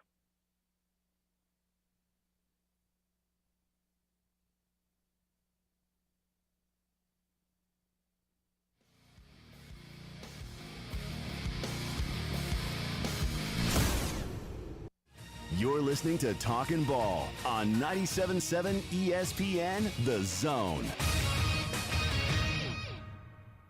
Still working with a clean slate this morning. Traffic at a heavy level, but we don't have anything on the board accident-wise. Good news there. It can change quickly, though, so you be careful. Snelling has direct hire positions for experienced production managers Monday through Friday, 7P to 3A. Snelling, how the area's best companies hire talent. Huntsville.snelling.com. Captain Nick in the 72 and Jeff, Popeyes Skywatch Traffic Center. What's holding you back from learning the language you've always wanted to know? Too hard. Takes too long. Not with Babbel. Babbel's lessons take just 15 minutes a day. 15 minutes isn't long. Nope. And they're fun. So you don't realize you're learning a language, but you are. In 3 weeks, you're able to start having conversations. And Babbel's lessons are built around real life. And with Babbel, it isn't hard. It's perfect. Now try Babbel free. Just go to Babbel.com. That's BABBEL.com. You've got to experience Toyotathon at Bill Penny Toyota. They've got the selection with over 700 new Toyotas to choose from. And they've got the extras with Bill Penny perks and a 10-year unlimited warranty. So get on over to Bill Penny Toyota today and experience Toyotathon. Bill Penny Toyota in Huntsville and online at BillPennyToyota.com. Bill Penny's Toyota 10-year unlimited warranty is valid through the 10th year of ownership. Valid on new vehicles only. See dealer for details. I'm attorney Gary Lackey. If you've been injured and need a lawyer right now, and pick up the phone to call, you know, one you've seen on a billboard or on TV begging for your business, do you know who you really get? I'm attorney Jennifer Lackey. You want to talk to your lawyer. You don't want to reach a call center, not in some office 100 miles away. With the Lackey Law Firm, that never happens. My clients talk to me. And me. I'm attorney Justin Lackey. We're the ones that you talk to. We're the ones that you meet with. And we're the ones who handle your personal injury case. You want to talk to me? You just call me. And we'll take care of it. You worry about getting well. We'll take care of the rest. The Lackey Law Firm. And I'll go you one better. If you can't come to us, we'll come to you. The Lackey Law Firm. The Lackey Law Family. 1-800-4RIGHTS. No representation is made that the quality of the legal services to be performed is greater than the quality of legal services performed by other lawyers. Ann Adams with Berkshire Hathaway Rise Real Estate is the one name to know if you're buying or selling real estate. With years of local experience, Ann Adams offers buyers in-depth knowledge of the local housing market and will narrow available properties down to those you'll be interested in so you can save time when shopping for your new home. If you're ready to sell, Ann offers a seamless process using accurate pricing and expert negotiation skills to make sure you get a fair price for your home. Call Ann Adams today at 256-337-2625 or log on bhhsriserealestate.com. If you're hiring, it can feel like trying to find a needle in a haystack. You can hope the right person comes along, or you can just use ZipRecruiter. Like Marco, president of operations at Telly Tires and Auto Centers. ZipRecruiter helps me find all the right people, even the most difficult jobs to fill. See why 4 out of 5 employers who post a job on ZipRecruiter get a quality candidate within the first day. Now try ZipRecruiter free at ZipRecruiter.com/free. ZipRecruiter.com/FREE. All right, there we we go. Let's just touch a couple things, get us back in line, and we're ready to go. Live from Bill Penny Toyota, Scott Tyson, Drew DeArmond. Welcome back into the show. And just like that, Jordan Harper, man, a young in there with us. Well, we got everything in. Yeah, we got everything in with Jordan Harper, so we're good. Just a little extended break. And, we were talking before the show, and I was talking about a lightning strike at my parents' place in Gunnersville, and I'm thinking, oh, Lord. That was about as quirky and quacky as we could have right there. One of those. I thought, oh, no, did we get, did something happen? We get zapped? I'm looking outside, and there's not a bad cloud in the sky, but you never know. As long as it doesn't happen tomorrow when I'm eating pancakes at Metro Diner. Oh, man. Like, I have been ready for these pancakes. You know what, though? That's the sad part, is that usually when you're so excited about that, and you know the expectations are so high, they never live up to the expectations. Mm-hmm. Well, that's tomorrow. Molton told me, when we're working with these Comrexes, I was working with it last week, and we were, hosting another show, and we were using our equipment and everything, and he always told me, if you ever see red on the knob, you're in trouble. And so we saw we double turned around red, and we got plugs that weren't even plugged in and seeing red. I mean, when we're seeing red and then it starts blinking, I'm like, we're in trouble. Oh, we're in way trouble. Yeah.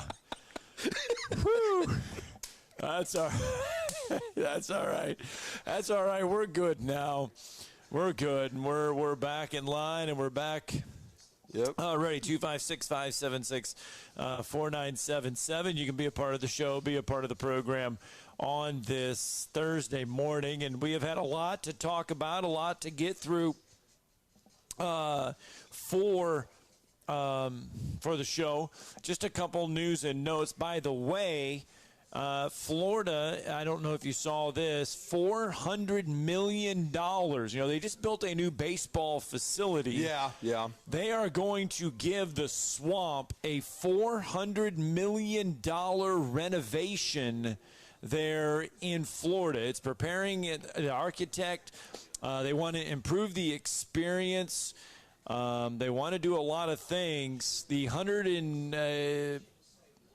it comes after a year that they opened the new $85 million football practice facility, but the Swamp is getting a renovation.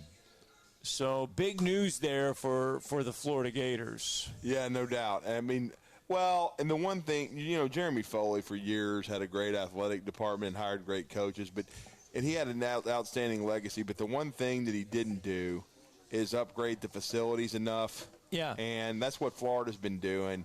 O'Sullivan, we know he won the national championship in 2017. They played for it 2 other times, including this year. They finally built him a new ballpark a couple years ago. They've upgraded those. And then now, and a few years ago, they upgraded the O-Dome, and now they're upgrading the Swamp. Because back in about 2018, I was on campus at Florida covering a basketball game, and I was surprised. I mean, all their facilities are together. Like you can find them, the track, baseball stadium, football stadium, the Swamp, and then the O-Dome. But it was underwhelming. I'm sitting here walking through campus, and I'm sitting there thinking, yeah, they got a great athletic program, but this is Florida? Like you would think it would be Taj Mahal type stuff, but they're upgrading everything. Certainly the O-Dome was nice. They had finished it as far as basketball-wise, but now they've got a state-of-the-art baseball facility. Now they've got, I'm sure they've upgraded their track, and as you said, they're upgrading the Swamp.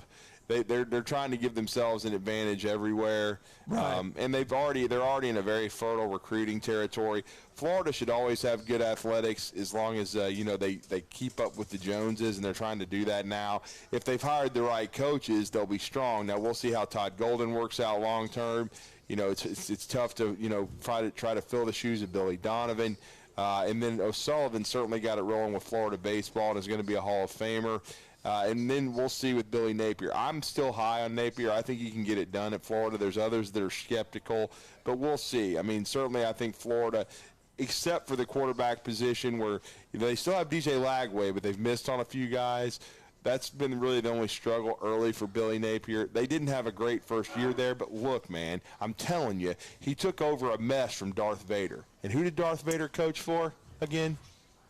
Darth Vader coached for Florida. Urban Meyer. And Urban Meyer, yes. Urban Meyer. Urban Meyer. So are there, you shocked that he would leave a program in a shambles? Okay?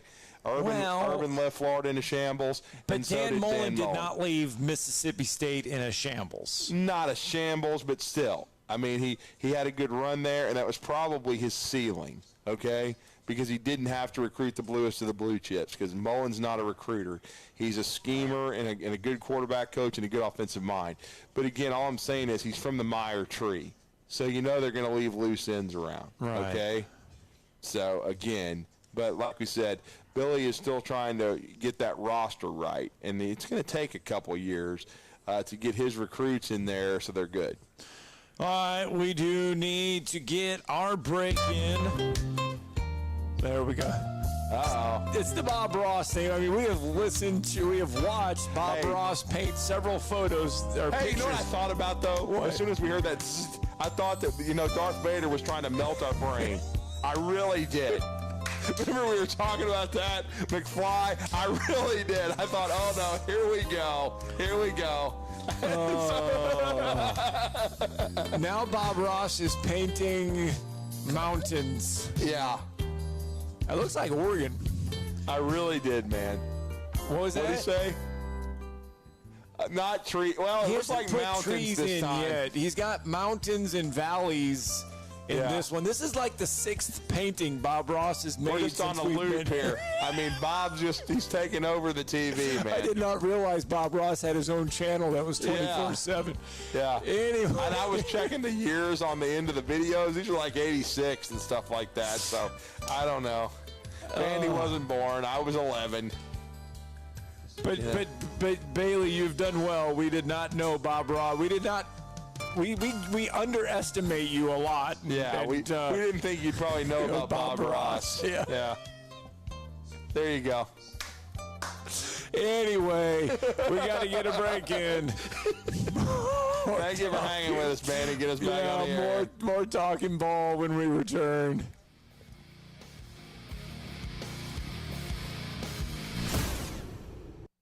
You're listening to Talkin' Ball on 97.7 ESPN, The Zone. From the Fox 54 Weather Center, I'm Chief Meteorologist Jordan Dressman. A partly sunny sky this afternoon. A couple of isolated, widely scattered showers and thunderstorms are certainly going to be possible. Otherwise, temperatures climb seasonal for this time of year into the upper 80s and lower 90s. Dropping into the low and mid 70s as we head into the overnight, early into your Friday morning. Friday afternoon looks to bring about a better opportunity for some scattered showers and thunderstorms, but that activity is still not going to be a complete wash. Once again, temperatures climbing into the upper 80s and lower 90s. I'm Chief Meteorologist Jordan Dressman on your home for ESPN Radio 97.7 ESPN The Zone. Still not a bad ride in this morning, and we don't have anything on the board accident-wise. Everything from earlier should be cleared out of the way now. You be careful. We're going to have a lot of folks in last-minute dash mode this morning. Do you know who to call when you need a heart doctor? You could write this name down now so you have it in the future. Dr. Randall Burns is at Huntsville Heart Specialist on Bob Wallace Avenue, where they have the expertise to care for all matters of the heart. Captain Nick in the Jordan Lane, Popeyes, Skywatch Traffic Center. Hi, this is Wes Neighbors. I'm here with Sam Fleming with Fleming Roofing and Restoration. Sam, tell the folks about Fleming Roofing and Restoration. Hey Wes, our company Fleming Roofing and Restoration specializes in commercial and residential roofing and repairs.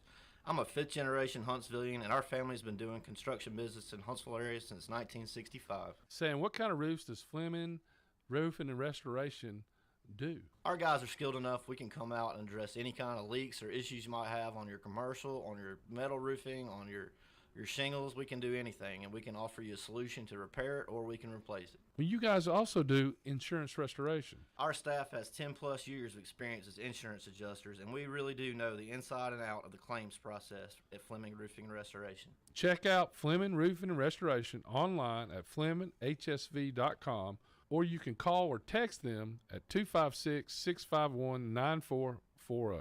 Hey Wes, we show up. Not looking or feeling your best? No energy for the things you like to do? Ready to look and feel younger? Make your appointment at Advanced Life Clinic, one of the region's foremost destinations for patients interested in looking and feeling their best. Specializing in advanced laser treatments and weight loss, male and female rejuvenation to offset the effects of aging, and more. See how Advanced Life Clinic can help you enjoy your life again. Call 256-882-6555 or log on advancedlifeclinic.com. One of the best-kept golf secrets in the Tennessee Valley is Cherokee Ridge. Cherokee Ridge truly offers golf at a higher level with immaculate greens set against a spectacular Appalachian backdrop. This 18-hole championship course takes every advantage of rolling hills, whispering woods, lakes, and streams. Interested in becoming a member? Their membership plans feature affordable options for couples, families, and individuals. Book your tee time today. 256-841-4551. Cherokee Ridge. Championship quality, affordable prices. Tom Luganbill here for my friends at Woody Anderson Ford. Bobby White and his team take great pride in their service department, and you can see it the moment you walk into those beautiful new service lanes. And just like a championship team, they all work together to make sure your experience is second to none, whether you drive a Ford or not. Also, check out the gold certified pre-owned inventory at Woody Anderson Ford for great deals every day. Stop by and see them at Jordan and Sparkman or at Woody Anderson of Madison on Hughes Road, or visit WoodyAndersonFord.com. You want to see what I bring to the party? Congratulations to The Drive as we celebrate a decade of Wes and Steve. Here's to 10 more. Now, Sonny and Cher would say, that's on you, babe. 97.7 ESPN The Zone.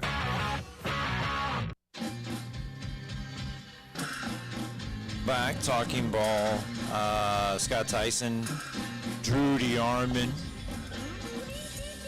We are live from Bill Penny Toyota on a Thursday morning. Don't forget, if you need to rent a Toyota, Bill Penny Toyota can take care of all your rental needs.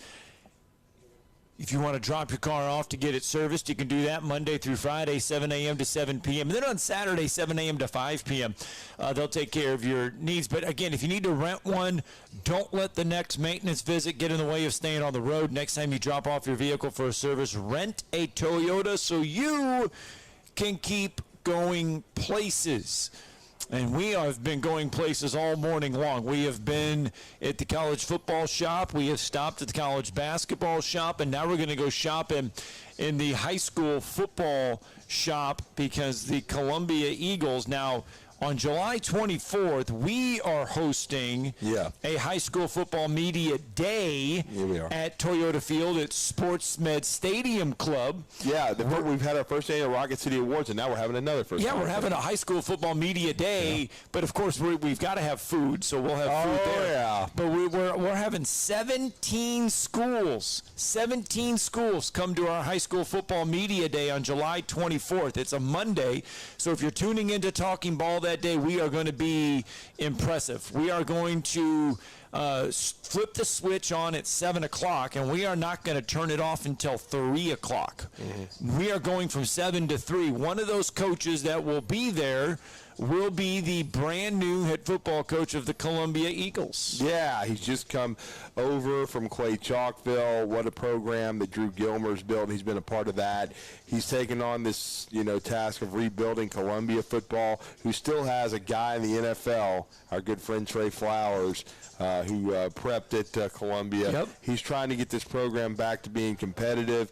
We really are excited for him to come to our city and take on this project and be a part of Huntsville City football. And it's Sean Watson, and he's been good enough to join us for a few minutes on the Neighbors Wealth Management Hotline.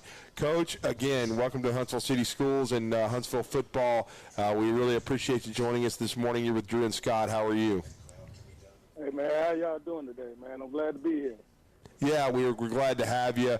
I know you've been with Coach Gilmer at Clay Chalkville. You guys have had one of the best programs in the state. You've won state championships, and you've been a part of they got some great talent and athletes in that program.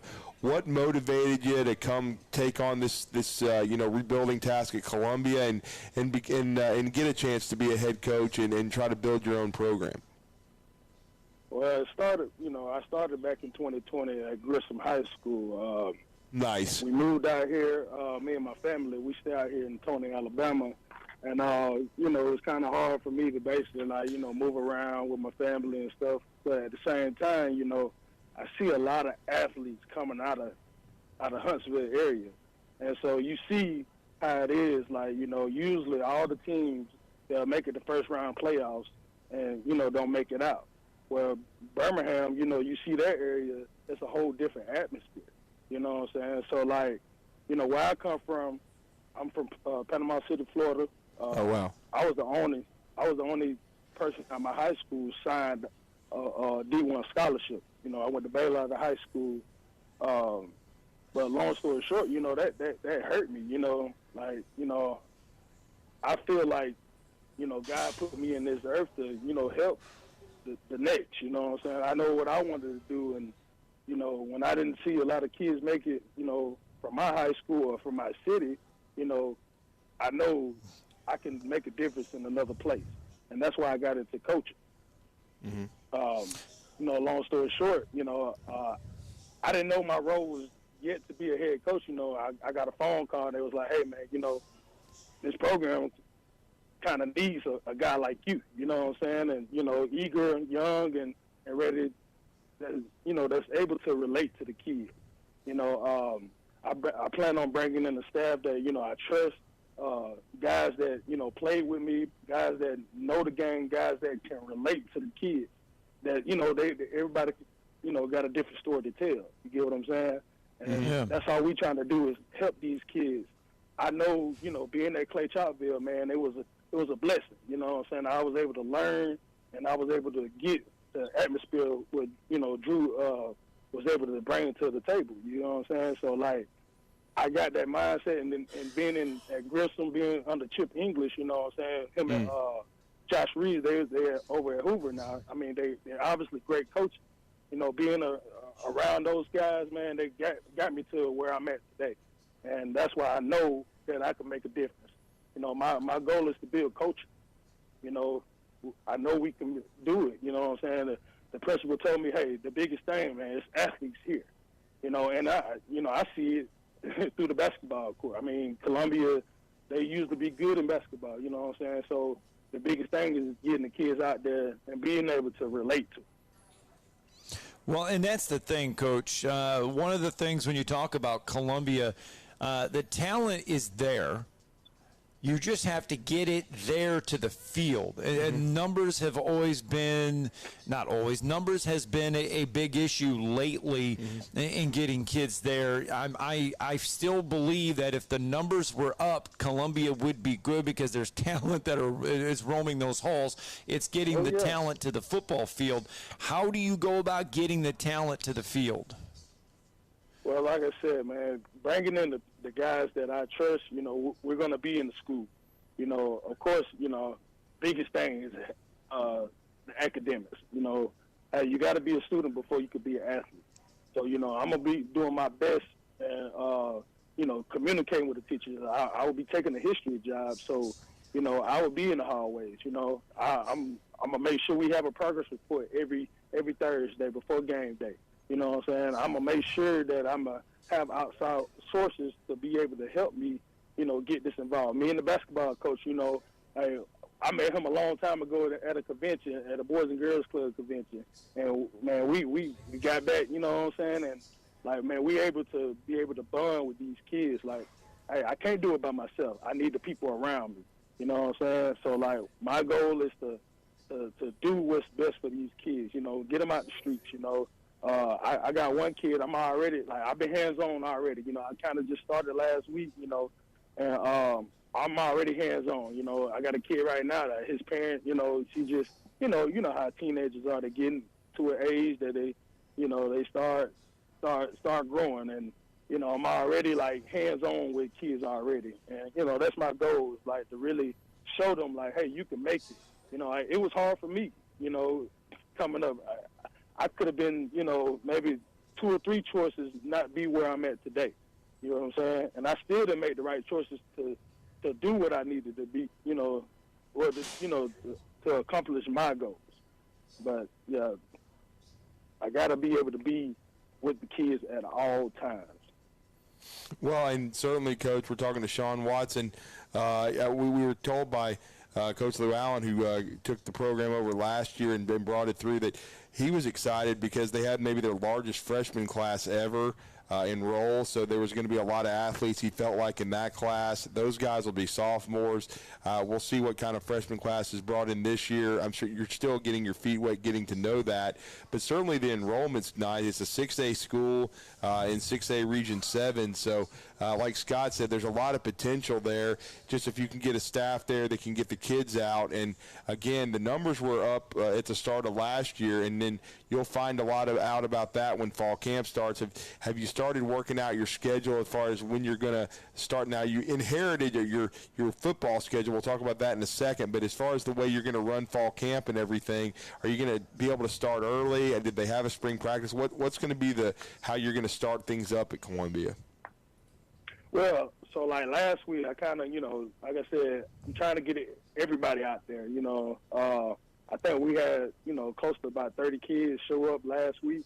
Right. So, the biggest thing is to see where they was, what their skill level was, what their strength was. So, of course, we had like a testing day, and then, we did kind of like a fourth quarter day. And I was impressed, man. Like, that's what I said. Like, it was like, when you take the job, you're like, okay, I know what I need to do, But when you see it, you're like, oh, my God, it's better than what you thought it is. It's basically the numbers. So, like, right now, like, starting next week, I let them have off this week for the 4th of July. But starting next week, we hitting it hard, weight room, and installing. You know what I'm saying? And making sure everybody know what to do. Then come fall camp, we'll start, I think, the first week, when the same week that school starts. And we'll, basically go every single day, and scrimmage on Saturday. Well, Coach, just talk about the philosophy for you, the in-game stuff. How do you attack this? How do you get the kids out there? If the numbers are low, do you still try to play a little bit of an up-tempo? Do you play a ground control game? What's your vision for this team in the fall? So, where I come from, I'm from Florida, but, we had we was considered 4A back in the day. I think it was a 5A. And, we started off with like 50 kids, and, we ended up with 36. So, from where I come from, we played both sides of the ball, started both sides of the ball. So if it comes down to it, my plan is to see where my O-line and D-line at, depending on who can do what, I would like for them to play one side of the ball, you know what I'm saying? But some of my athletes, I need them to be prepared to play both sides of the ball. As far as, keeping kids out there, like I said, like, I need to get involved with the parents. I need to see exactly what's going on. Like I said, I'm talking with one parent right now, and I'm talking with a few other parents that's going to be able to help me, help the program grow. But like I said, I think some of the guys that's coming in, like my offensive coordinator, J.D. Williams, he played at Jacksonville State with me. I ended up transferring to Jacksonville State, played the majority of my career. He played he had a training camp with the Cleveland Browns, you know what I'm saying? So he got a good mindset, and, kids obviously they're going to be able to love stuff like that. My defensive coordinator coming in, Clarence Jackson, he played at Ole Miss. He ended up transferring to Jacksonville State as well. But, right now, he's still involved in, like, semi-pro, stuff like that. That's things, like, I think kids would love to see. Kids would love to be around. Like I said, when I've been around there last week, you can see the enjoyment. You can see what we need to do to build culture. So like I said, man, like, I'm going to get into the hallways. Like, I know it's more kids out there. If we can get 50 kids, we're going to win some ball games. You know what I'm saying? I'm not saying we're not going to win ball games with 30, but 50 kids, man, we got more than enough. If you see some of these freshmen that coming in now, I got a 6'7" kid that's 290 and already probably finna end up getting a couple of offers. You know what I'm saying? We just a matter of time. So, like, man, it's bodies there. It's athletes there. we just got to get it all together. You know what I'm saying?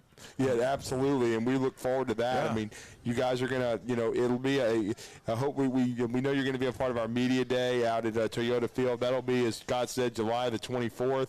In exactly 1 month, you'll open your first tenure at Columbia on the road at Fairview. Then you guys will be on the road in week 2 at Hatton, or I should say week 1. I think they call that week 0, August 24th. But you'll be at Fairview, at Hatton, and then of course you'll start getting into 6A Region 7 play. But I know you're looking forward to that. You're looking forward to getting cranked up, and we certainly enjoy the energy, and we can't wait to meet you on the 24th of July here at the end of this next month, this month coming up, when we have our media day, our first annual one out there for the 17 schools in Madison County. Certainly Columbia is going to be one of them, and we certainly wish you nothing but the best. Welcome to Huntsville permanently, and I know you were under Coach English at Grissom, but now you're taking a head coaching job on and taking on you and this new staff of building this Columbia program back up, and we really are excited about it, and we thank you for joining us and talking some Columbia Eagle football this morning. Hey, man, thank you, man, and thank you for having me. Thank you, Coach. Appreciate it. Let's get our final break. I'm going to wrap up this 2 hours. Coming up next, Talking Ball, 97.7 ESPN The Zone. You're listening to Talkin' Ball on 97.7 ESPN The Zone. Looks like we're going to wrap up this morning in pretty good shape. I don't see anything new problem-wise. We did get an update from Huntsville Utilities. They're going to be closing Clinton between Lincoln and Still for meter installations. That closure should last until about 4 o'clock this afternoon. No hose, no mask. You can ask Dr. Sandman, that's Dr. Sandlin, for the medically proven benefits of the Somnodent for sleep apnea and for snoring. Dr. Sandlin, 350-CARE. Captain Nick in the North Parkway Popeyes Skywatch Traffic Center. Since 1998, Scooter's Coffee has delivered high-quality drinks with quick service and a big smile. And the folks at Scooter's Coffee know a great cup of coffee or other drink can bring a smile to just about anyone. Yes, we specialize in great coffee, but Scooters also has smoothies, teas, and delicious food items too. And this week, Scooters is our zone deal. Right now, get $50 worth of Scooters in Huntsville for just $25 online at 977ESPN.com. This is Wes Neighbors sitting here with Philip Love of not only Eagle Installation, now he represents Eagle Companies. Eagle through the years have added several companies to help individuals or builders through their construction renovation process. Eagle is known to represent quality, efficiency, and professionalism. Philip, I know you do insulation, but do you do masonry? We do. Do you do grading, erosion control, and dirt hauled off? We do. Do you do after paint, which includes shower doors, mirrors, shelving blinds, and bath hardware? Yes, we do, Wes. Do you do landscaping and irrigation? Yes, we do. So basically, Eagle can help you all along your process of building your house or doing renovations. So do you do plumbing? We do not, Wes, but we can find somebody to do it. Just give them time. They'll be there. Anyway, call Eagle Insulation at 256-755-1556. Eagle saves you time. Eagle saves you money. Call Eagle today. Thanks, Wes. Here's Bobby White from Woody Anderson Ford on their service department. President's Award winner 2 years in a row. That's only given to the top 10% of Ford dealers in customer satisfaction. So we're very proud of the service department. And our body shop. If you happen to get into an accident, which not a lot of people just want to go down and see a body shop, but if you get into an accident, award-winning body shop. We have state-of-the-art paint booths back there. They're waterborne paints that we use, friendly for the environment. We've got our production system, the way things are in and out. We have the fastest cycle rate in town of getting your vehicle in, getting your vehicle out, and assured that it's fixed right. We take pictures before it's wrecked, and not only after, but we take it as we're putting the parts on. All done to above industry standards. So I'm proud of our body shop too. Don't forget our parts department. So if you don't have to need parts, performance parts, or just parts if you're a weekend mechanic. Woody Anderson Ford, located at the corner of Jordan and Sparkman, as well as Hughes Road and Madison. You can also check out the great deals at WoodyAndersonFord.com.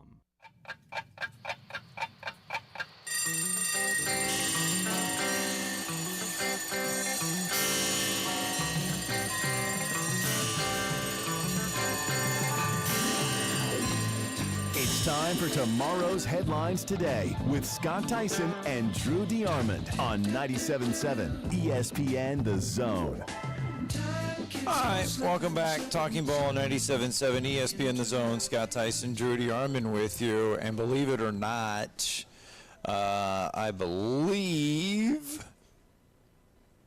I just have to check this out. I saw this earlier. Yes, 29 years ago today, Forrest Gump debuted. Here we go. And we had remember Sonny Schroner, who played Deputy Enos Strait, Possum on the Gumbush from Dukes of Hazzard. He was Coach Bryan in that movie. Don't forget that, because that was another one with Bear Bryant that appeared in that movie. So tomorrow we are going to be at Metro Diner. Right. And it'll be the Zone deal, and we will have all kinds of food there for us to sample. But Hostess is coming out with something new. Uh-oh. It is called a Ding Dongs times Twinkies mashup.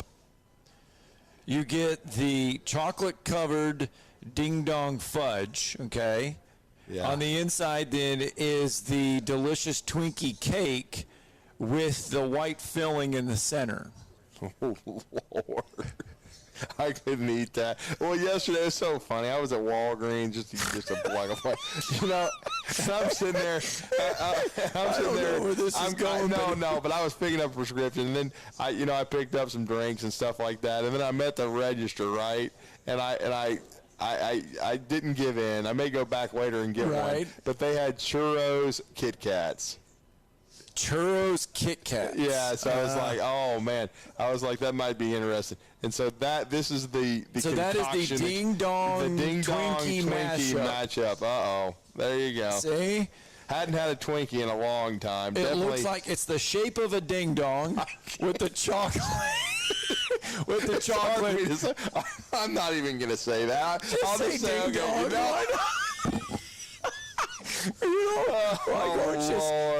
It's a ding dong. I don't even know if I've ever eaten one of those. What is it? That sounds bad. Every time we say it. Oh, here we go. No, he has not had a ding dong. I have not. I have had a Twinkie. So, but now that they're combined, that's just a sugar bomb. I mean, Hostess. I mean, think about. Hostess. It's Twinkies, cupcakes, ding dongs.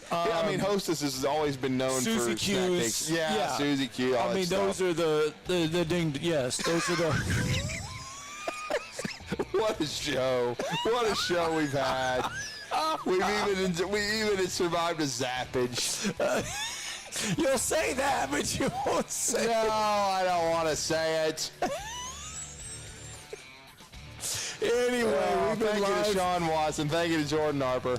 We've been live from Bill Petty Toyota on a Thursday. Bill Petty. That's a great point. Oh, we've had everything. We've had Bob Ross. We've had buy 3 tires, get 1 free. You can. I don't know if they have that or not. They do. I think I saw it. Well, you can rent a Toyota when you come to get your tires, and you can watch Bob Ross paint his 10th picture in 2 hours. We'll be back tomorrow, Metro Diner. Are you tired of listening to your favorite musician sing her favorite songs? Now Tom Abraham speaks Rihanna. When the sun shines, we'll shine together. You can stand under my umbrella. You can stand under my umbrella. Ella, A.